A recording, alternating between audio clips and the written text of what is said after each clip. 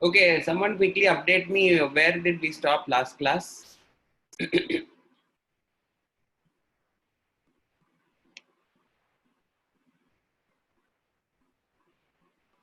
Have we completed movement of water? Have we studied about tracheids and all? Tracheids, vessels, studying about unidirectionality. Okay. So we have studied about, like, I think the last point I would have mentioned is it is unidirectional and it does not consume any energy. Am I right? Yeah, we have studied about like 3 points.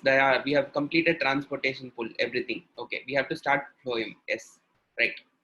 So in today's class, we will be starting about phloem. Phloem is a complex tissue, a complex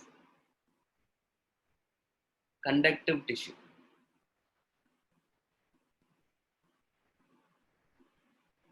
that transports what? Transports food in plants.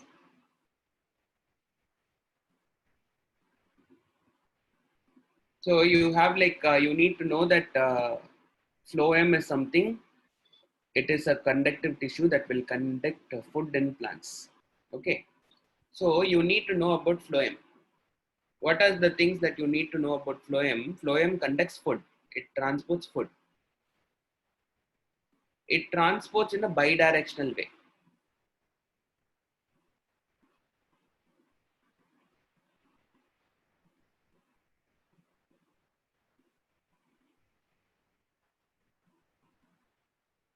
What is this bidirectional way? You see, you have these plants. Okay, let us say that the leaves are there. Where is the food produced? Where is the food produced in plants? It is produced in the leaves. Yeah, it is produced in the leaf. That is where photosynthesis is happening. So, which means the food has to be transported from the leaves to the parts. So it will move from top to bottom. It will be like moving from top to bottom. It has to like move till the tip of the plant. So which means it will be moving. But let us say that there is a branch here which is having leaves as well. Okay. So in that case, what can happen? The food can transport from here. It can go to here, to this place. Coming from this place to this place and coming from here to here, I think this is like nearby. So which means here in this case, it is moving in the upward direction also. The water will be moving only in one direction. It is unidirectional. Whereas in case of like your food, food will be getting transported in a bidirectional way. It will be like transported top to bottom also, as well as it will be from transported from bottom to top also. It can be transported in a bidirectional way. And one more point that you should know is it is an active transport. It is an active transport. Active transport means it uses ATP or energy for transporting.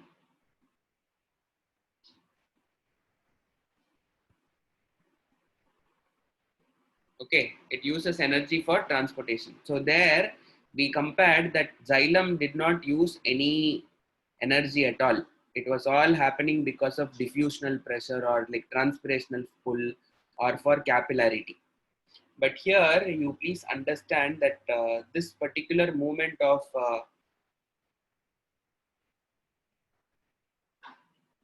food will require use of energy or ATP. So please understand that in your body, ATP is the only source of energy. Okay. Whenever your fat or like carbohydrate is broken down, it is storing energy in the form of ATP only. Okay. ATP is what will be converted into heat energy and that it will be used for functionality. Okay, you know about the law of conservation of energy. Energy can neither be created nor be destroyed. It will be converted from one form to another. So here, the chemical form is stored. The chemical form in which the energy is stored is ATP. So you have this ATP.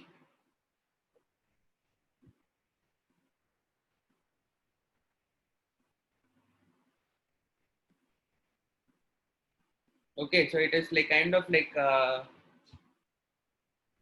it is a chemical form in which energy is stored. So say for example, if glucose is broken down, glucose is converted into chemical form. I mean like it will release heat energy. That heat energy is like kind of converted into chemical energy in the form of ATP. Or there is like, this is not exactly heat, you will understand how this is there. So let us say that it is releasing some sort of energy. So that energy is stored in the form of chemical energy in ATP.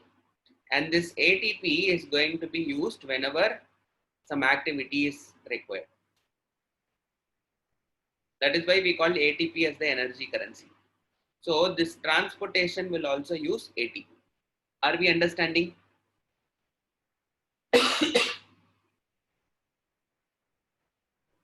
Yes, children, respond. Are we understanding? Can we proceed? If you have completed this slide, please let me know.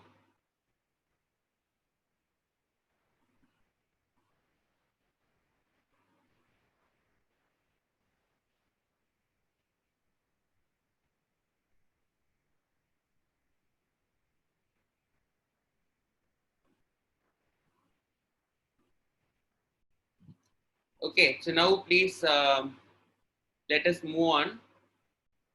So it transports in a bidirectional way. So this is the first point. The second point is this. The third point is this. The fourth point, phloem is made up of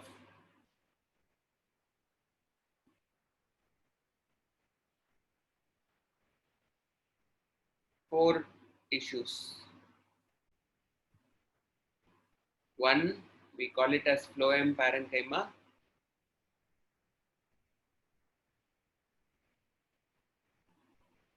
The second one, we call it as phloem fibers.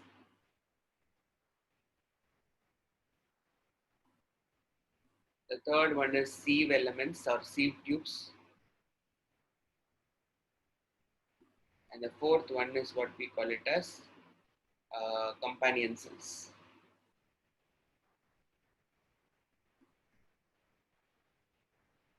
Okay, the phloem parenchyma is going to store food. Phloem fibers give strength. Sieve tubes are responsible for conduction. And companion cells help the sieve tubes. So that is why we call them as companion cells. Sieve cells will make the sieve tubes. You can tell it as sieve tubes, sieve elements, sieve cells. You can tell it anyway. Okay, so the other names for the sieve tubes is some people call it as sieve elements. In some textbooks, you can see that they are sieve cells. Okay, it is like kind of it is a mixed way in which people say this. So are we able to understand? So there are four types of tissues. The phloem parenchyma, whenever it is parenchyma, please understand it is storing food. Phloem fibers is like basically about strength. Okay, it is like about strength. What about the sieve tubes? Sieve tubes is like only about conduction. It is like the one which is mainly transporting the food, and the companion cells are going to assist the sieve tubes. Okay, so you please understand the sieve elements will be like this.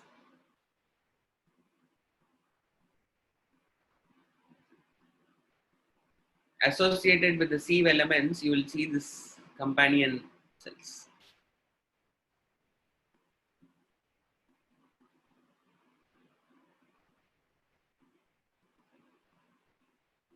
This will have nucleus. Companion cells will have nucleus, whereas the sieve tubes will not have nucleus.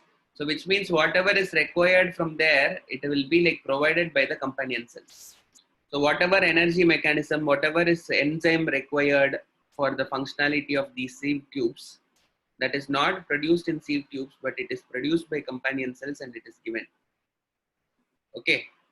This perforated structure is what is called as sieve plate.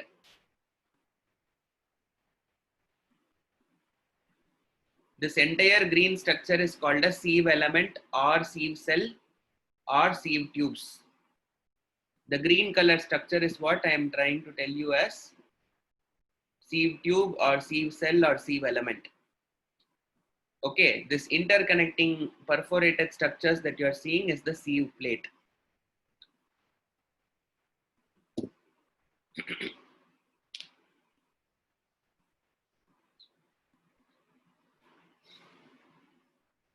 So are we understanding? So these are the main factors. So basically how it is like food will transport, no? Food will be transported against the gradient. The fifth point, food will be transported. Food is transported against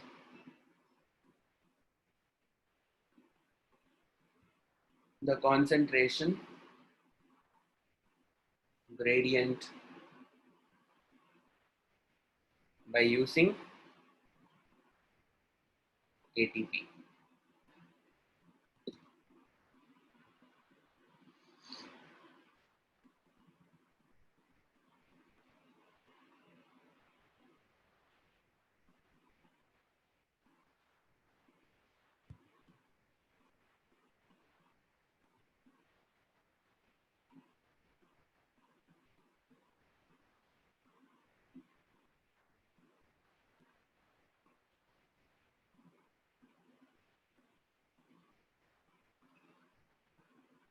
What is concentration gradient means? It is a gradation of concentration. Let us say that there is more concentration of glucose here and there is less concentration of glucose here. Okay, so from let us say here it is 10 points. Here let us say here it is 3 points. This entire pathway, what will happen? What is happening? It is trying to reduce. So this is called as a gradient. What is the meaning of gradient? There is a gradation here. So here there is more glucose and here there is less glucose, and this entire pathway is like kind of like gradually decreasing. So this is a gradient. So even suppose let us say that if there is a leaf here, from the leaf food has to be moved to the root. Root is having more glucose. Leaf is having less glucose. In spite of that, what will happen is it will try to push it here. Water will not move this way. Water will move only from lower concentration to a higher concentration to lower concentration. But whereas food can move from higher concentration to lower concentration as well as lower concentration to higher concentration. Anyway, it can move.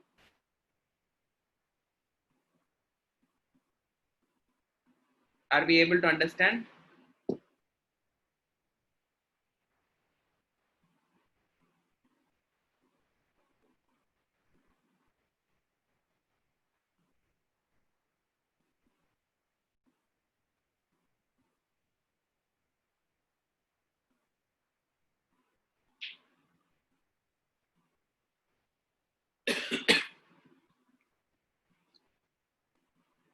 Leaf is the place where glucose is produced. Okay, there is a question. Wait a minute. So there are some random questions. Some few questions are there. I'll try to answer them one by one. Let me take one at a time and answer. The first question that I have got here is photosynthesis occurs in leaves. So leaves should be having more glucose is what the student is asking me. As the glucose is produced here, what will happen is it will try to push it outside. Okay, the system will try to push it one by one. So it will keep the leaf empty space so that more and more glucose can get accommodated here. So naturally what will happen is the other part will have more concentration of glucose. The other parts of the, you have storage organs. Let us say carrot. Carrot is a storage organ. The leaf in the carrot is producing glucose, but where is the glucose producing? Where is it stored? It is stored in the root. So like that, the place where photosynthesis is there,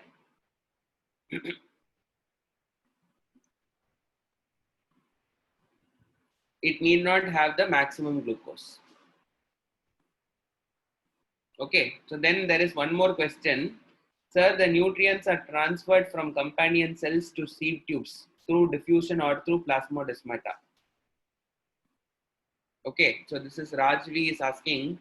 So for that you need to understand some background. Okay, so you please understand,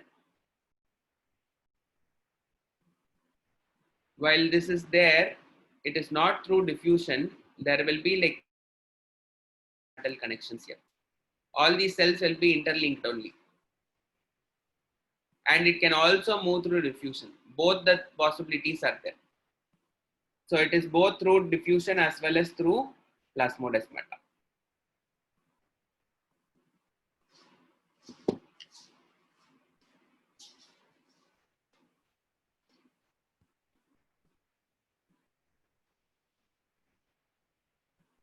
Tambi, okay, someone is asking me if this is like just an example or is this the general case.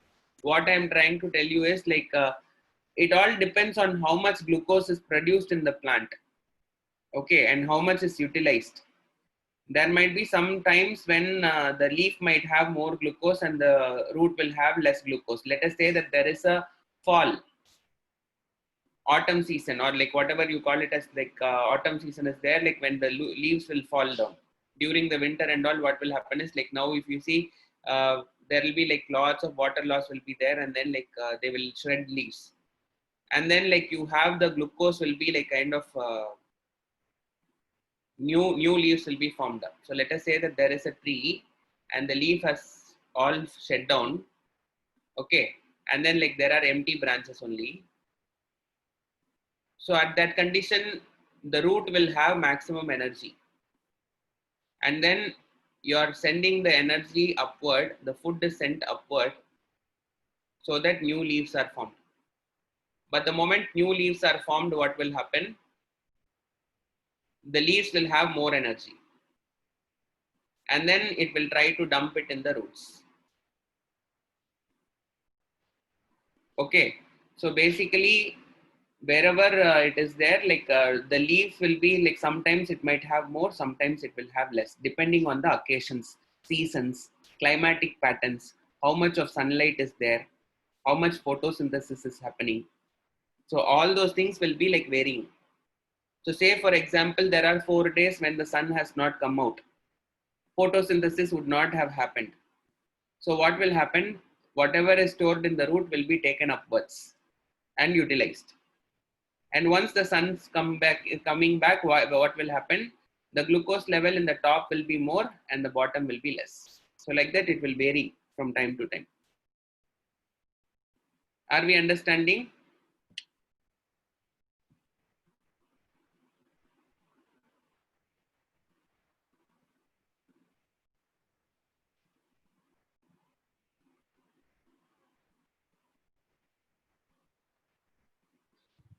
In case if you don't have any storage organ for glucose, it is stored in the leaves. Someone is asking me, where is glucose stored in mint and all? You talk about any plant, wherever like that particular plant is not having any specialized organ for storage, in that case the food will be stored in the leaves only.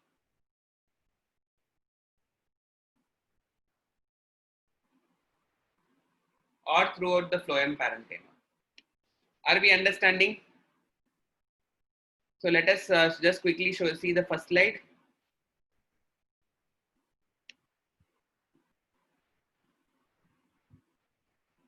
Second slide.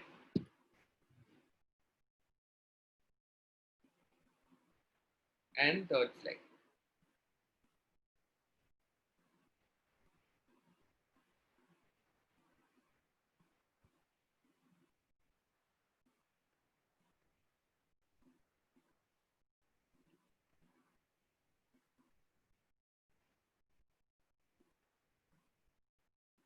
please understand that the dark reaction will happen throughout the day.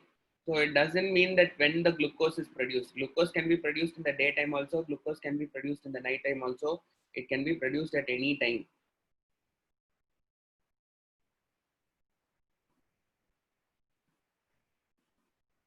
Okay, so if we are understanding and if we have done that thing, we will move on to the excretory system.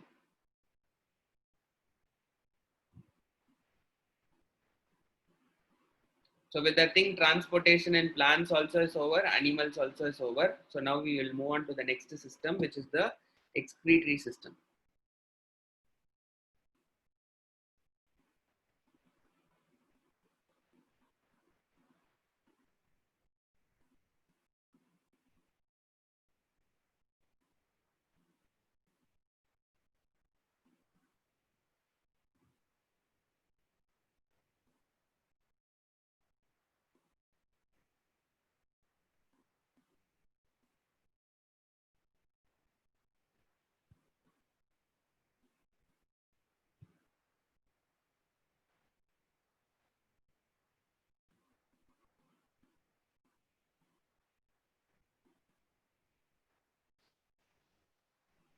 Okay, so before we understand what is this excretory system, we need to understand what is waste first of all.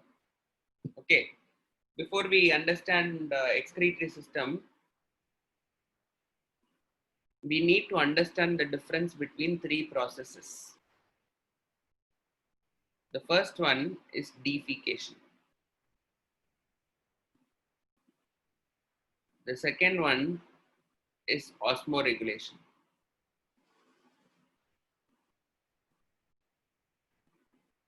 And the third one is excretion.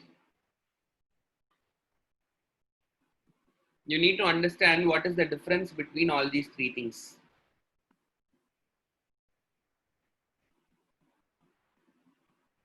Okay, so which means like you tell me what is the difference between these three things. Anyone who has an idea?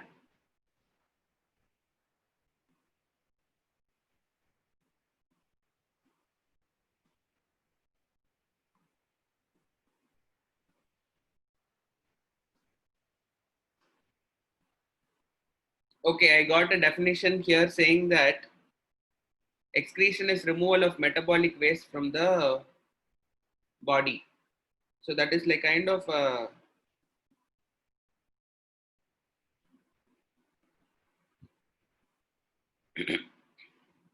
different thing that you need to understand. Okay, Neyveli Harith has said excretory system involves blood.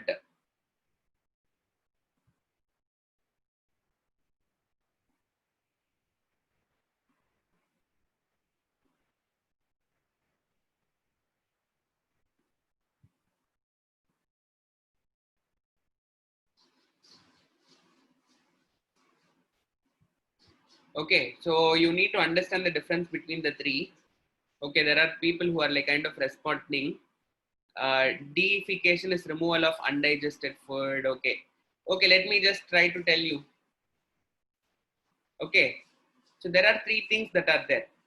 So you're eating solid food.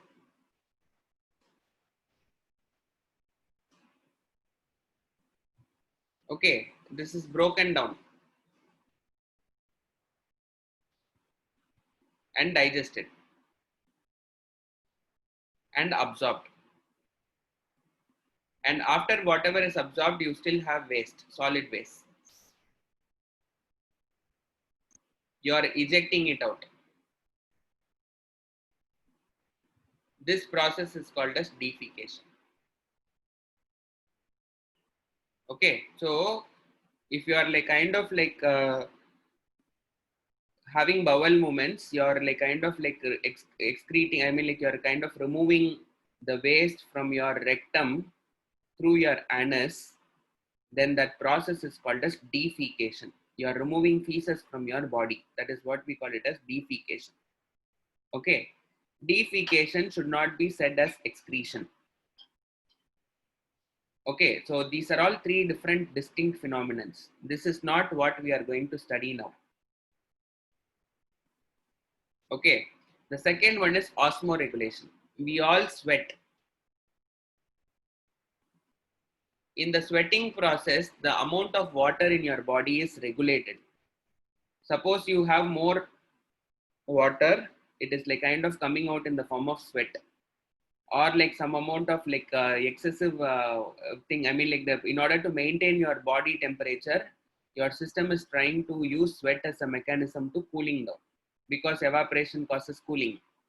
Okay, and that regulation of the water level, salt level, okay, through sweat is what, so sweat is what we call it as osmoregulation. We all pass urine.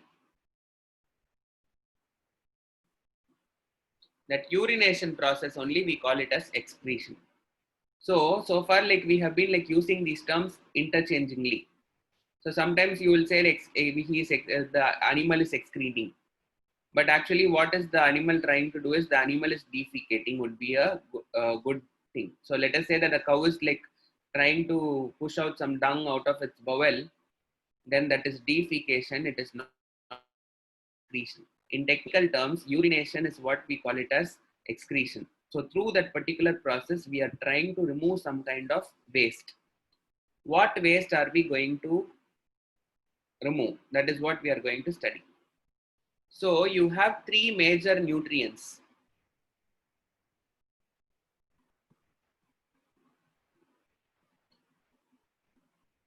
Okay, so I'll try to specify Rajvi, please just wait for some time. You will understand it. There are three major nutrients in your body. The first major nutrient that you take is a carbohydrate.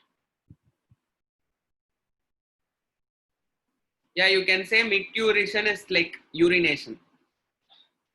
Okay, basically what I am trying to tell is excretion is removal of a certain type of waste, nitrogenous waste.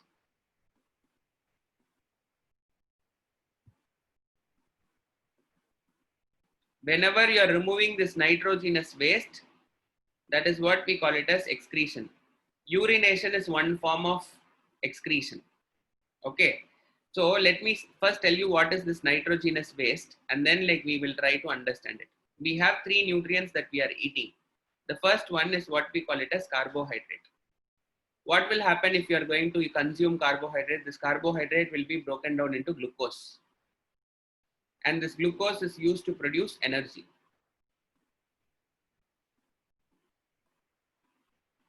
Okay, and after this energy is produced, excess amount of glucose is there.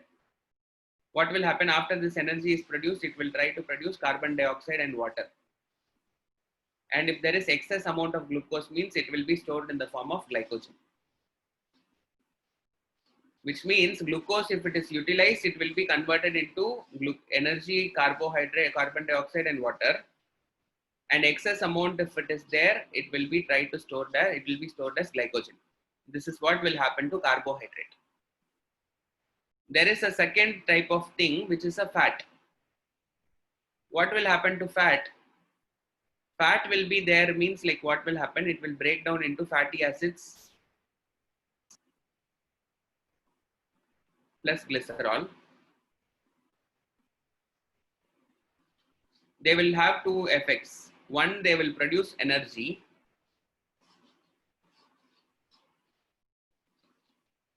or they are stored as adipose tissue.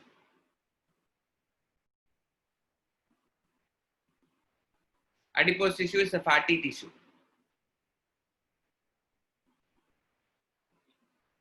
Okay, so what will happen is basically you please understand that fats will be converted into fatty acids and glycerol. And then finally what will happen, the fatty acid and glycerol can undergo two fate. Suppose if there is no carbohydrate energy at all, say for example, if a person is in paleo diet, okay, a person is eating only fat and then like protein, he's not eating carbohydrate and all. So in that case, what will happen? Fat will start to be consumed for producing energy. So in such a case, what will happen? The person will be like, the fat will be broken down to produce energy, and it will release what? It will release carbon dioxide and water as a waste. In case if it is not utilized, in that case, what will happen? It will be stored in the body in the form of a tissue, which we call it as adipose tissue. You see fatty tissues in your body, that is like caused because of fat. Okay, adipose tissue is a tissue which is made up of adipocytes. There is a type of cell which is called as adipocyte. So that adipocyte uh, is a type of cell which will make the adipose tissue. Okay, cholesterol is a component which will make the adipocyte. So you cannot call adipose tissue as cholesterol. நம்ம கொழுப்புன்னு சொல்றோம்ல, that is not cholesterol, that is not exactly that is what is ஊலசதன்னு சொல்றது தான் வந்துட்டு adipose tissue. You have seen like fat people like who are like obese, so those people will be having lots of hanging fat, so that is what is like adipose tissue. Okay, but on the contrary, cholesterol is one type of fatty acid and glycerol together. It is a type of a fat. A cholesterol is a type of a fat which is there in the food and which is there in the body. Okay, so this adipose tissue is like kind of a cells, a group of cells which are rich in fat are called as adipose cells. So those adipose cells will make adipose tissue. So ultimately the fat is also not, it is either stored in the form of adipose tissue or carbohydrate is stored in the form of glycogen.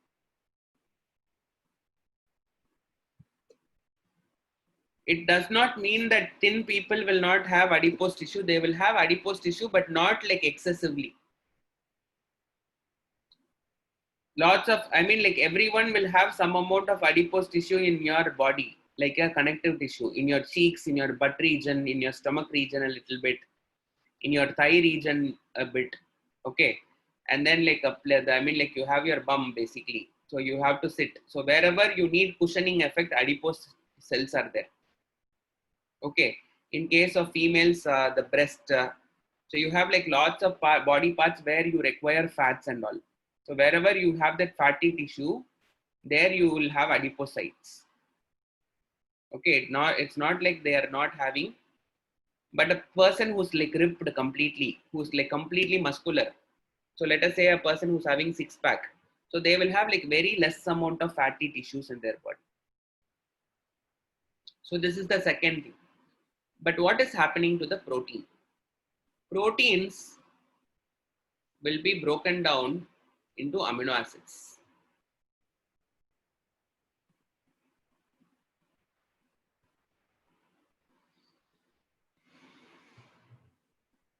Yes, fat people can go without food for longer time than thin people.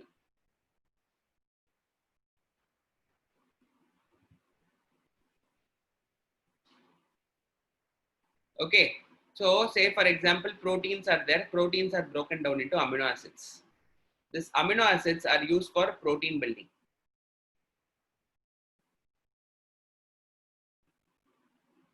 If there is excess, what happens is the problem. Basically, your amino acid cannot be stored in your body. Okay, amino acid is something that cannot be stored in your body. So what happens is, like let us say that there is an amino acid. So an amino acid will have four parts. One, an acid group. Okay, you will not understand this thing. Just understand. Okay, let me not use the chemical symbols. There is a carbon atom which is attached to a acid. There is something called as a amine group.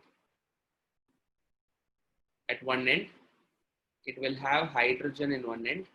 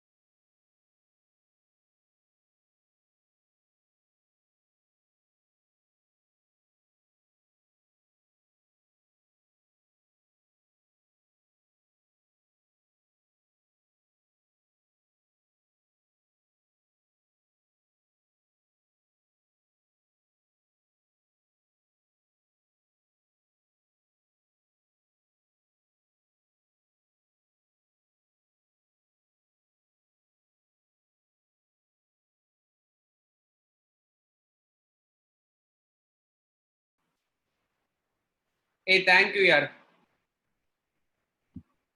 Hey, sorry, there was a network lag and then like it went off, and people are not responding. Are you all here? Like, is it visible?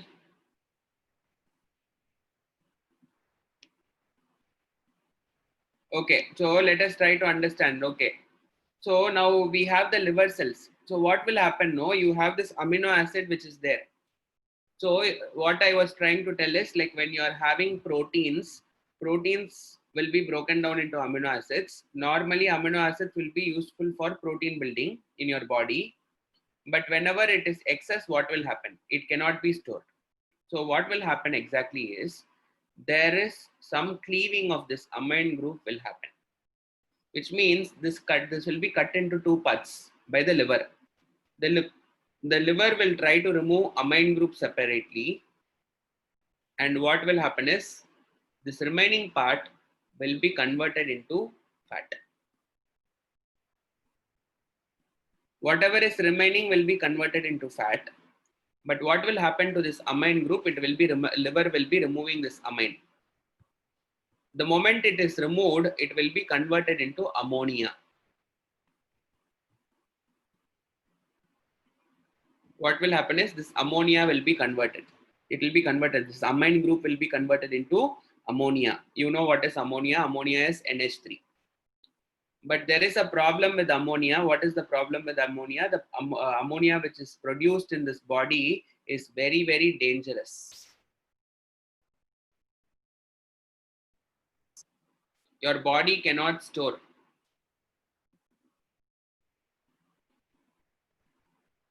or have ammonia. It is very toxic. Okay. So what will happen? Your body will convert ammonia into urea.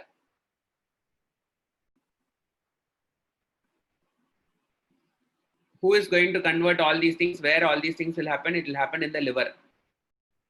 Okay. So this liver is going to convert whatever ammonia. As soon as it is formed, it will be converted into urea by a cycle which is called as urea cycle.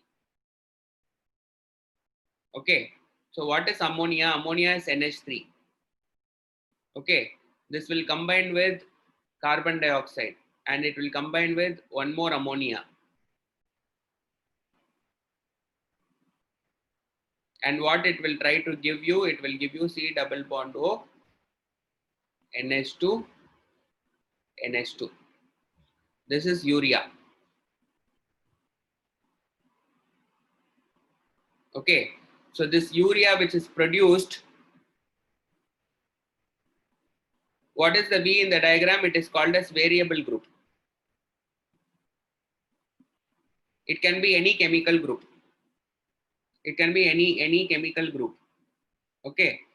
So what exactly is happening is this amine is converted into ammonia. Ammonia is toxic. So what should happen? This ammonia will combine with carbon dioxide and one more ammonia. Two ammonia will combine with one carbon dioxide to form what we call it as urea.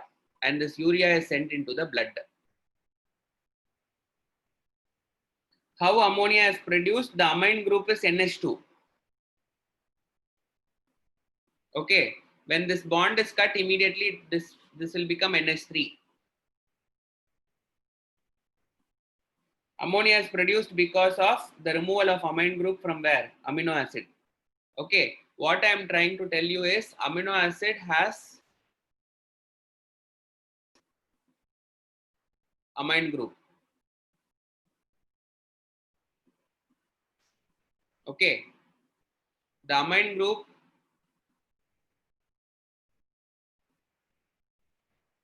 is removed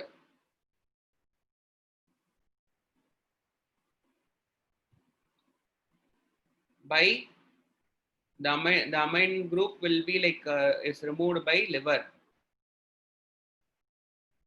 Okay. The amine group becomes ammonia.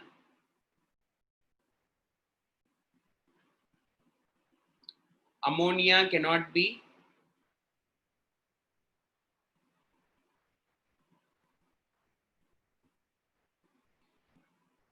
there in body because it is toxic.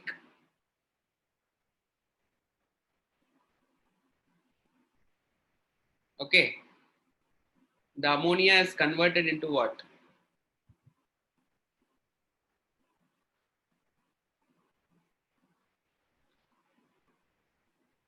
Urea by the urea cycle. This is what is happening. So all these things will happen in the case. So whatever, like the remaining part, so once the amine group is there, the remaining part, whatever is there, this entire part will be converted into fat. Fat will also have fatty acid, remember? Okay, so which means the remaining part will be converted into fats. They will try to be converted into fats. So ultimately what is happening, you have this particular thing, this urea. So urea is the nitrogenous waste that is produced.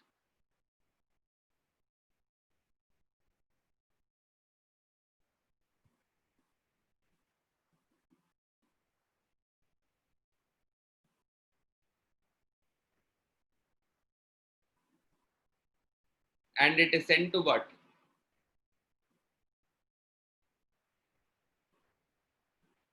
Blood. Who is producing urea? Who is producing urea? Can anyone tell me?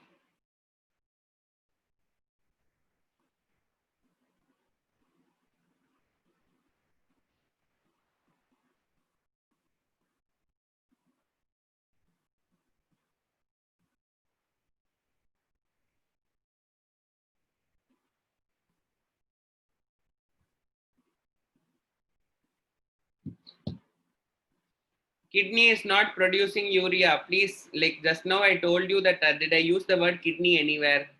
And I'm getting an answer called as kidney.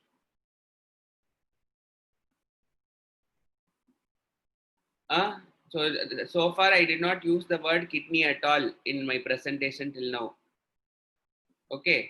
The urea is produced by liver. Please understand that urea is produced by liver and it is sending to blood. So now blood is having what? Urea.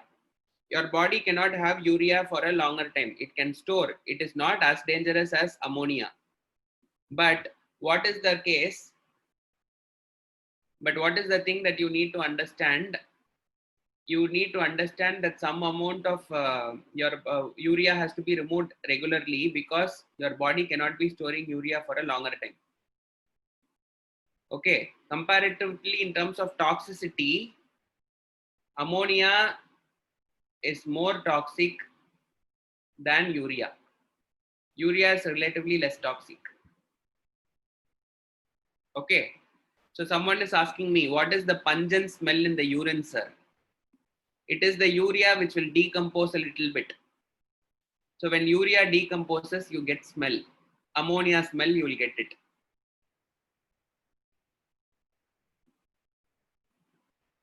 What is the need for consuming protein when they are converted finally into fat? Someone is asking me, like, what is the thing? So please understand this conversion of fat is not happening instantly. It is broken down into amino acids.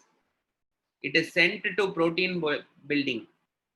Only if it is going to be excess, then in that case, what will happen? Protein will be converted into, will undergo deamination. Okay, but your protein intake should be like very proper, and protein intake should be like kind of systematically done. Otherwise, you will have protein deficiency also. What will happen is your protein will not be stored at all. So, like as it is going, it will be like deaminated continuously. So you see like what is the protein content that anyone can take. My weight is like say like 85 kg. Okay. So on a single day, I need 85 grams of protein in my body. If your weight is 60 kg, you need 60 gram of protein in your body.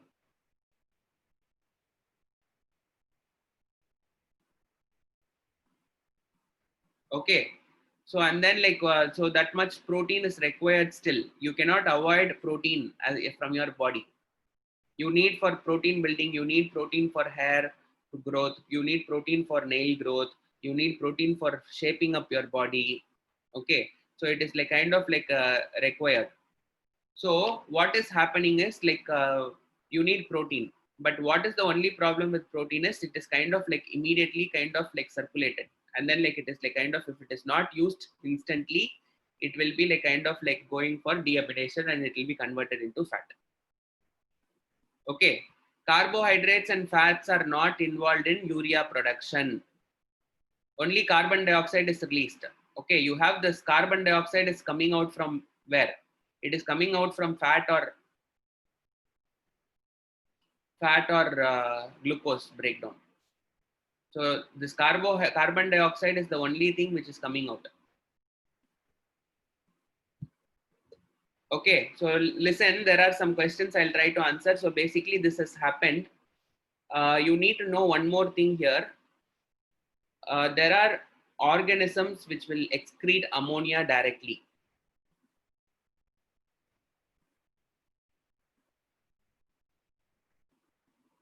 Okay, all aquatic organisms.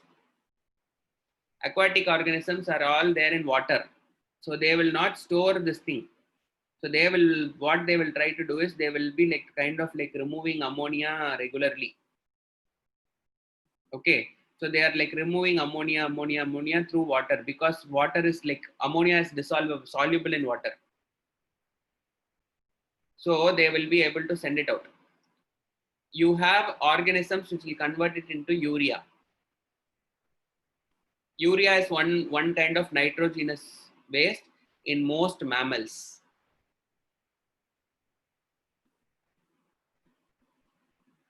Okay, you can say all mammals. So they will be having urea. But there are some birds and all which will be kind of like having uric acid. Uric acid is one more nitrogen. Okay, it is like uric acid is like kind of one more nitrogenous waste which is produced in organisms, which is uric acid. In terms of toxicity, ammonia is more toxic.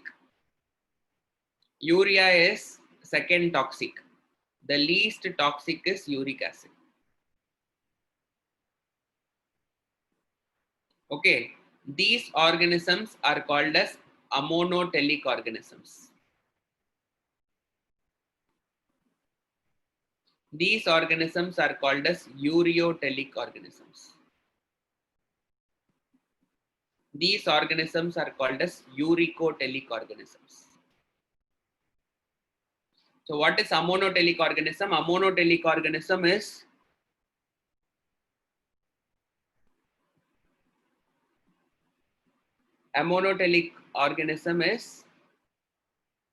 organisms that excrete ammonia.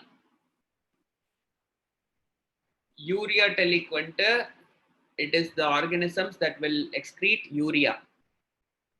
Uric acid excreting organisms are called as uricotelic.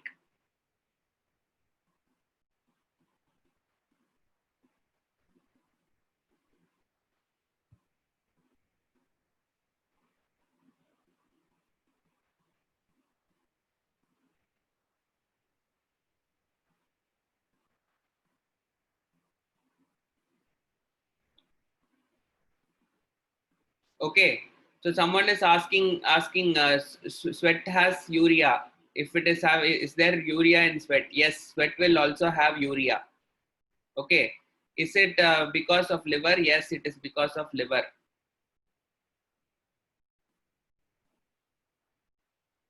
Osmoregulation and perspiration is same only. Yeah, right. You're able to understand. So it is only the removal of nitrogenous waste. We call it as excretion. So in your body, urea is sent out because of sweating. Urea is sent out majorly because of urination. So if at all urea is going to be sent out through sweat and if it is going to send through urination, we can call these two processes excretion. But what is excretion exactly? It is just removal of urea from your body. Whatever way it is removal, that is like called as what? Excretion. Whenever we are talking about excretion, you please understand that we are trying to involve only water. We are only involving one basic thing. What is the criteria for excretion as a content? It should have nitrogenous waste. If it is having nitrogenous waste, we can call it as excretion. Okay. Osmoregulation is more of regulating water.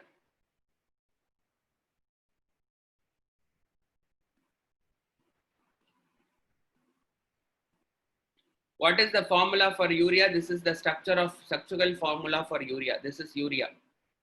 Someone is asking formula for urea. Please note it down. This is the formula for urea. NH2 C double bond O NH2.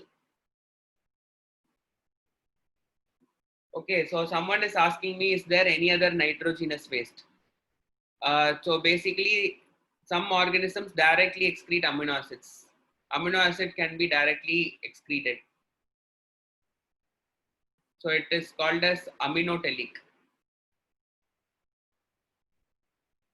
Aminotelic organisms are organisms which will excrete amino acid directly. Okay, then there is some more organisms which can kind of like have guanine. Guanine is a nitrogenous base which is there. So this guanine is kind of excreted by some organisms which we call them as guanotelic. So spiders will be examples for that. Spiders are good example for guanotelic.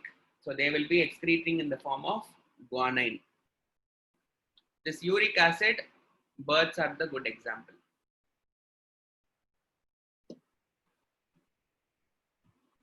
Okay.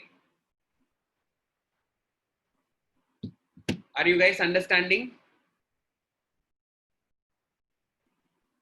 How birds excrete uric acid means their body will convert it into uric acid. You are getting the birds are dropping droplets. So that will be having uric acid in it. Whenever these birds are like kind of like shitting, you are getting some liquid. So that liquid will have like uric acid also. Okay, so please take down this thing because this is very important for the KVPY point of view in the 11th standard. So they will try to check you whether you know these kind of things. KVPY in biology will have these kind of questions. They'll ask you which organism will excrete what. So someone is asking me if a person is eating protein-rich food daily, will he become slim? Not necessarily, but yeah, comparatively, if you're like avoiding carbohydrates and if you're taking more of proteins, naturally you will become slim. Because the amount, but what is the thing with that thing? You have to do some exercises also. Some exercises along with protein food will make you slim. Uric acid and all is not corrosive, man. It's just acid. It's like irritating, like just lightly irritating it will be. Okay, so now let me just show you all the slides. But before we move on, I need to tell you about the worksheets for the week. Okay.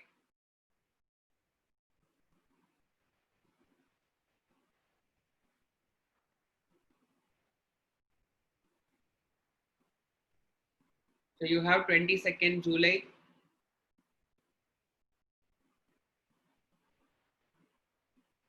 You have linear equation.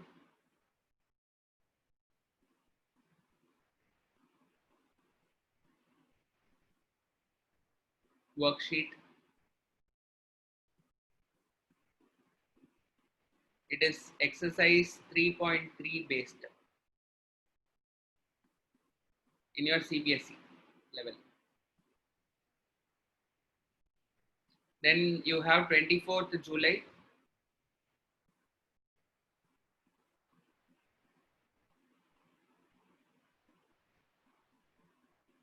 Exercise 3.4 based problems. It is also a worksheet. And then 26th July,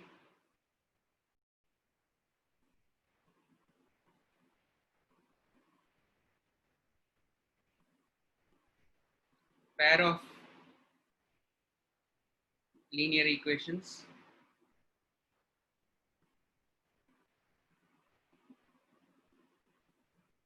that has unique solution.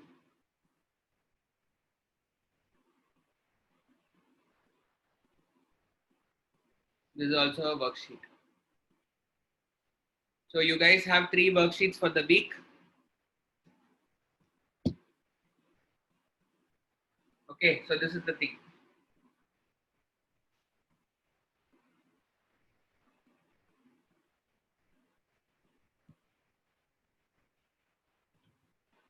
Okay, so now the homework for you in biology, find 5 organisms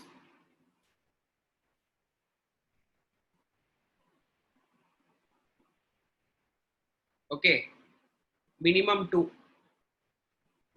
For something minimum 2, maximum 5, okay, for each excretion method.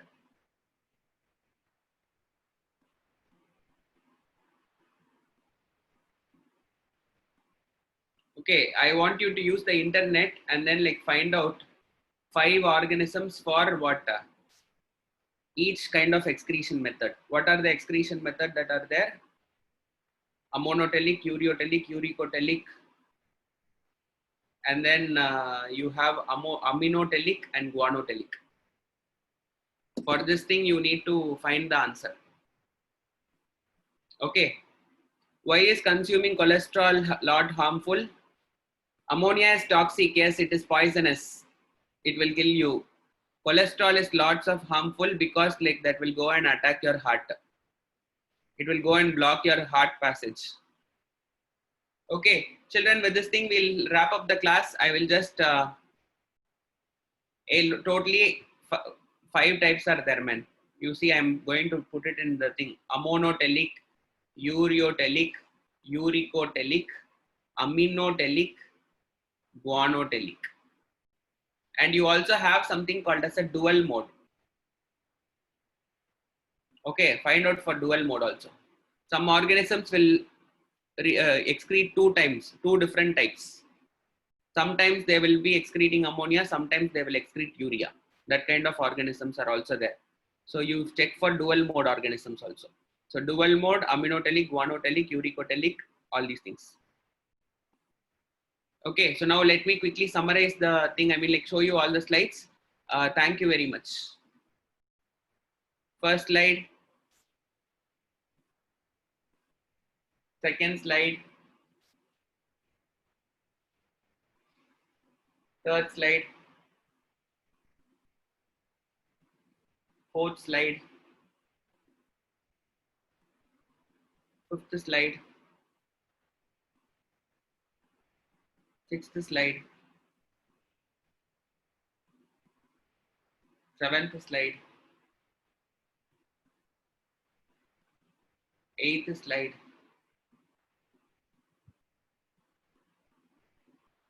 ninth slide.